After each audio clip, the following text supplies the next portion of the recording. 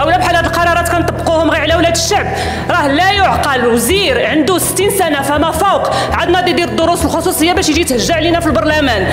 عوض ما نضيعوا الوقت في قرارات ارتجاليه بحال تسقيف السن السيد الوزير، سيد الدكتور عندك ازيد من 5000 مدرسه ما فيها لا ما لا ضوء، عليها القطره من الفوق وبدون مراحيض. المقتضى اللي جبتوه واللي يعتبر حقيقه ابداع، انا كنعتبر هذا اللي جابه عبقري، يتناقض تماما مع الفصل 31 من الدستور المغربي اللي كيجعل الولوج الى الوظيفه العموميه حسب الاستحقاق وليس حسب السن. أسعد الله أوقاتكم بكل خير أصدقائي في فيديو جديد. ريم شاباط واستبراهيم بوعيدة ينفجران في وجه وزير التعليم. قمة برلمانية ساخنة جدا بصراحة. هاد جوج برلمانيين كنحسوا بهم، هما اللي كيدافعوا على الشعب، هما اللي كيحسوا بالشعب وبمعاناة الشعب. نخليكم مع الفيديو وفرجة ممتعة. محترمة ريم شاباط، تفضلي السيدة النائبة المحترمة.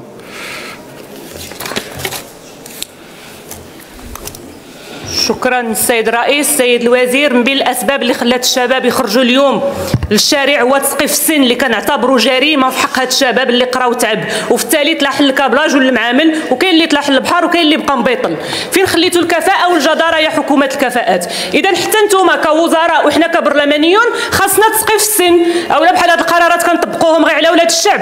راه لا يعقل وزير عنده 60 سنه فما فوق عندنا يدير الدروس الخصوصيه باش يجي يتهجى علينا في البرلمان. الكفاءة كتحدد بالامتحان الكتابي والشفوي السيد الوزير، ماشي بتسقيف السن والانتقاء.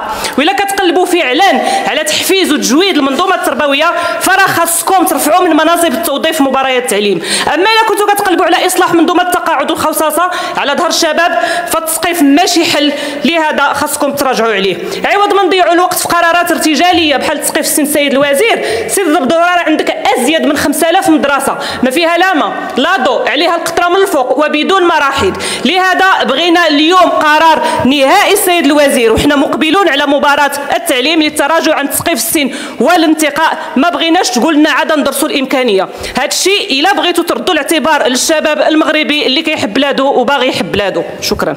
شكرا. هل هناك من تعقيب اضافي في الموضوع؟ تفضل السيد النائب المحترم.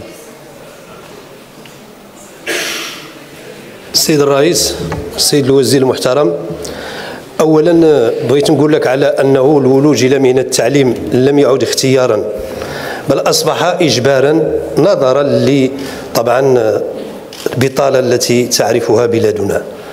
بغيت نقول لك على ان هذا التسقيف هذا في حدود 30 سنه على حد معلوماتي هي السنه التي يبتدئ فيها عمر الشباب. وهذا المقتضى اللي جبتوه واللي يعتبر حقيقة إبداع، أنا كنعتبر هذا اللي جابه عبقري، يتناقض تماما مع الفصل 31 من الدستور المغربي اللي كيجعل الولوج إلى الوظيفة العمومية حسب الاستحقاق وليس حسب السن.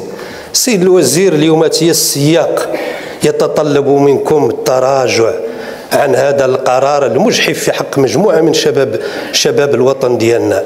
اليوم السياق يقول على أنه يجب أن نفتح باب الأمل لا أن نغلق باب الأمل بالنسبة للشباب المغربي.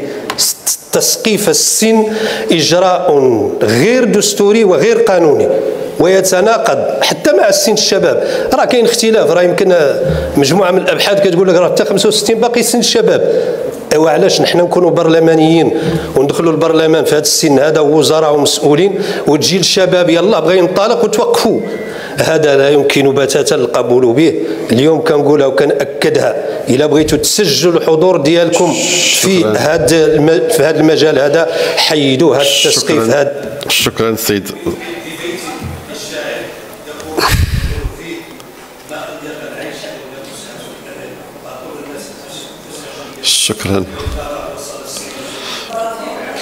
شكرا.